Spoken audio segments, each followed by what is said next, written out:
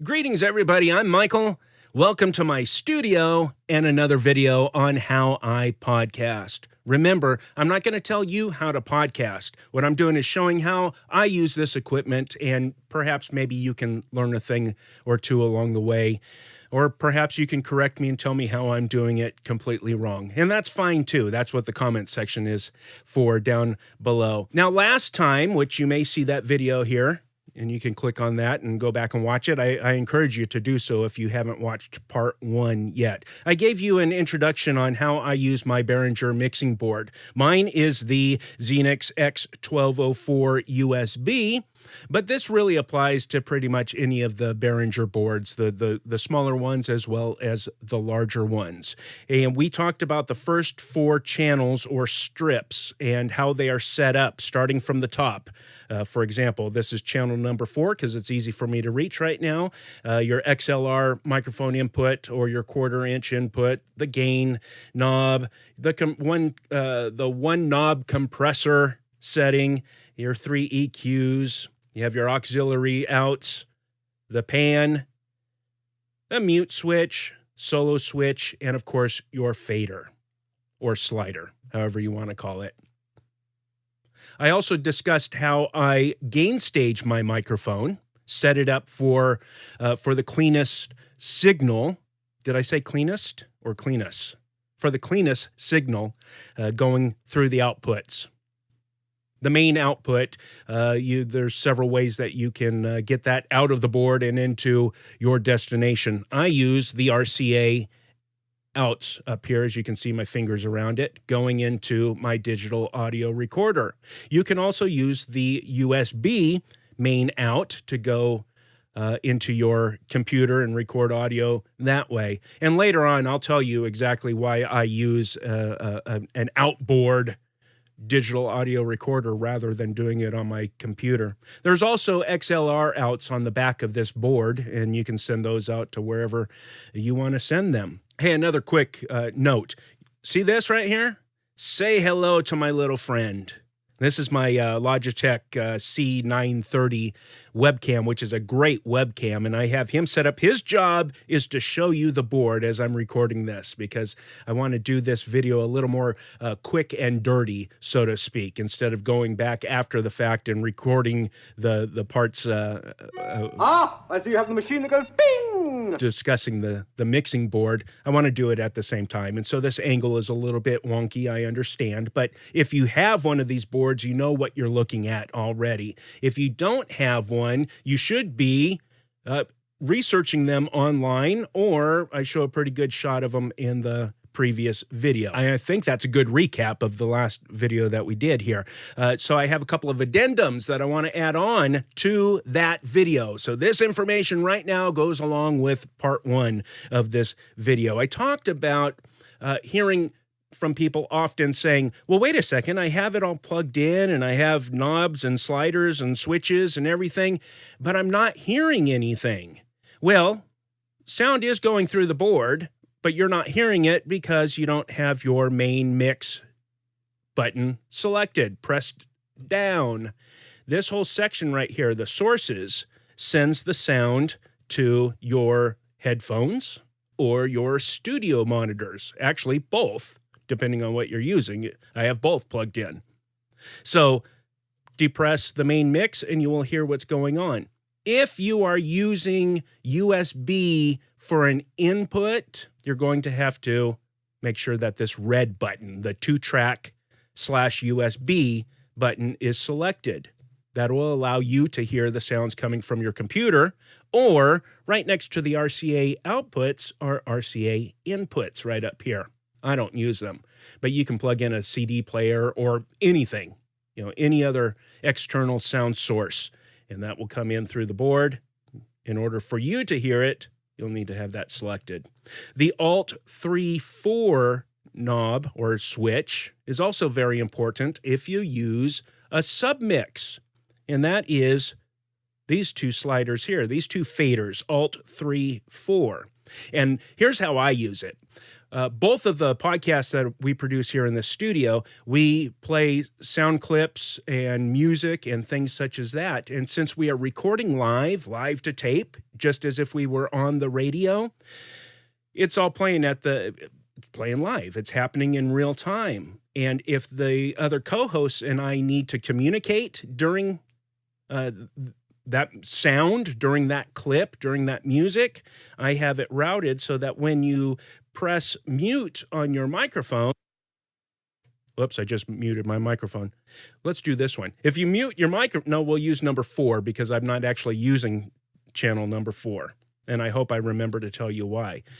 If you mute that sound, that strip, that channel, it will route the sound, it says right here, to Alt 3 and 4. So we can talk if I have this button selected, pressed down.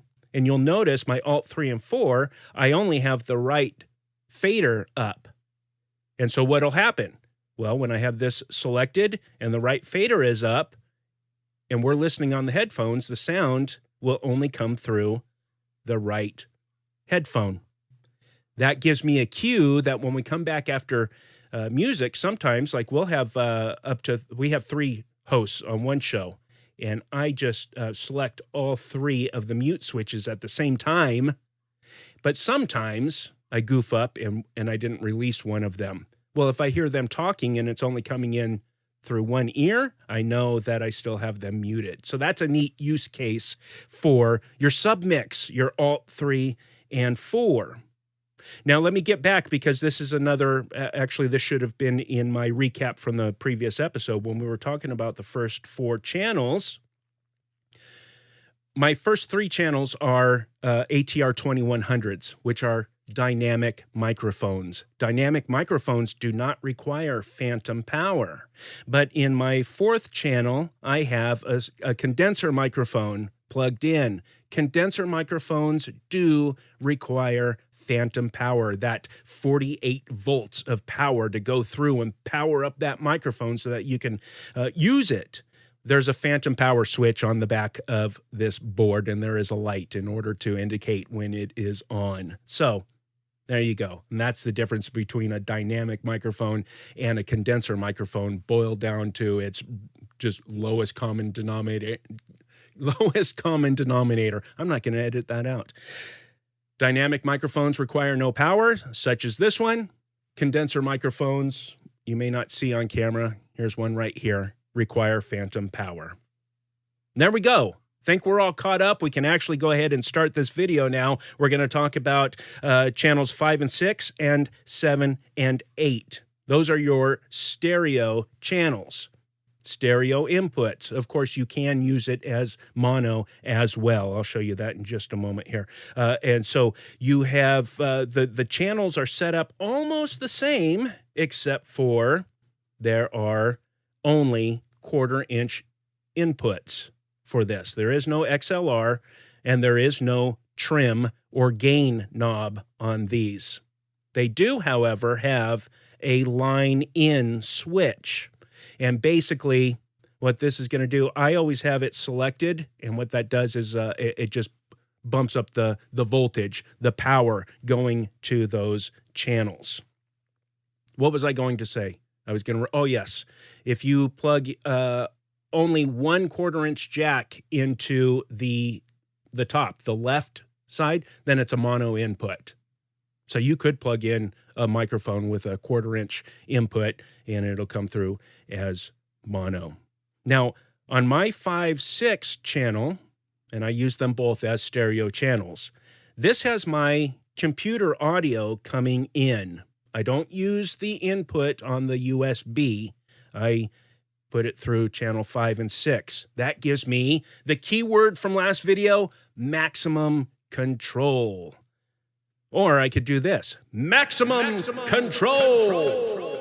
And there's a little teaser for you if we get that far into the video today, talking about your auxiliary sends and your built-in effects processor. Now, though I have the audio coming in from my computer into 5/6, sometimes you will run into a little problem, and you'll have some noise that you don't enjoy. That's no good. And that is basically a ground loop. And so in order to circumvent that, and I'll show a picture here on the screen, if I remember to do so, of the Pile PLG 135T, I believe I'm reading that correctly, audio ground loop isolator.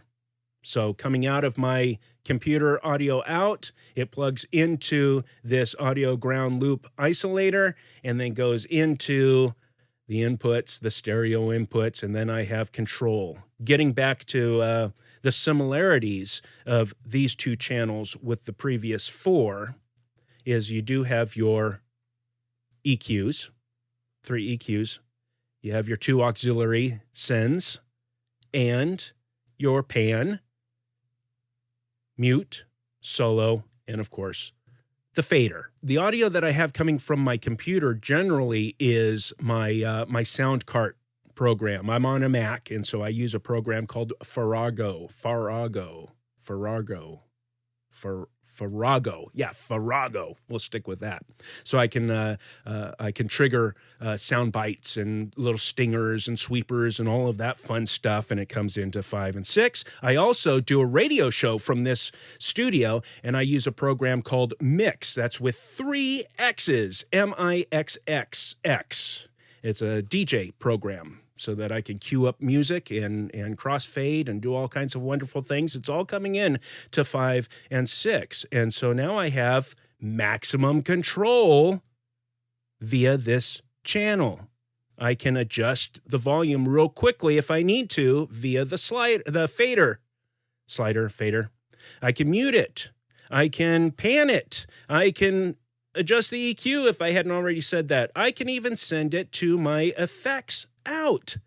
Effects. If I need to, and sometimes I actually do need to, believe it or not.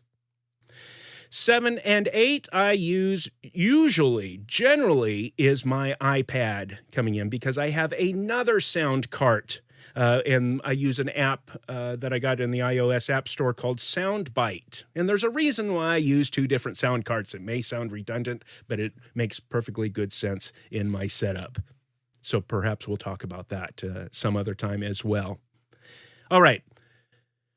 Real quick, because I want to keep these videos relatively short. I think 10 minutes, 15 minutes may be too much to ask from some folks. So let me talk really quickly about the auxiliary outs. Each of the channels from 1 through 4 and 5, 6, and 7 and 8 have auxiliary outs. Your red one is for, and the output is actually up here, 1/4 inch outs. And so in a studio setting, music setting, they would perhaps send out to an effects processor some kind of an outboard gear, and then they would return it back in, and the return is up there as well. And then you control it, the send, this way.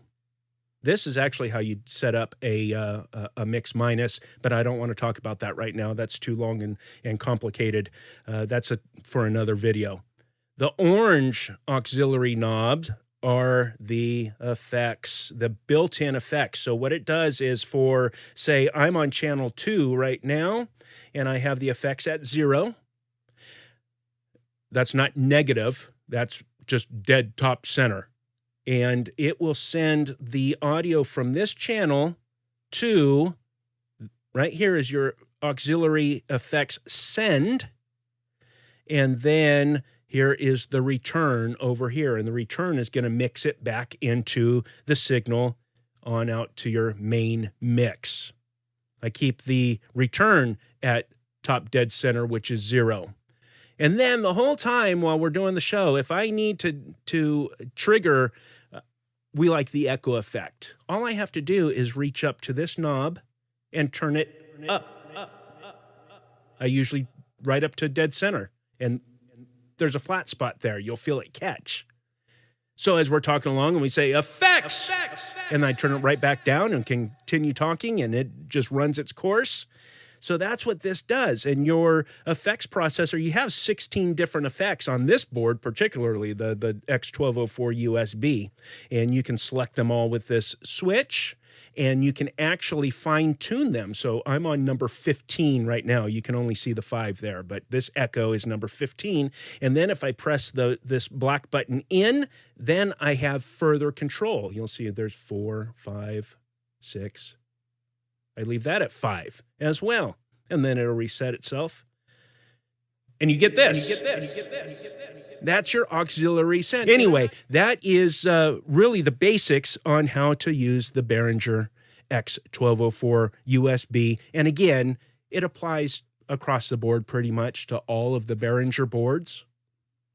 If you have any questions about this, just leave them in the comments below, and I'll do my best to answer them on an upcoming video if it's too complicated for me to type out. I have a very limited capacity of sitting and typing things out. So again, thank you for watching. If you like this show, if you like this video, if you like this series, make sure to subscribe. And then apparently if you click the little bell down there, you will get a notification anytime that I post a new video. Hopefully next time we'll talk about the digital audio recorder that I use, the Tascam DR05. And until next time, go out there and produce something.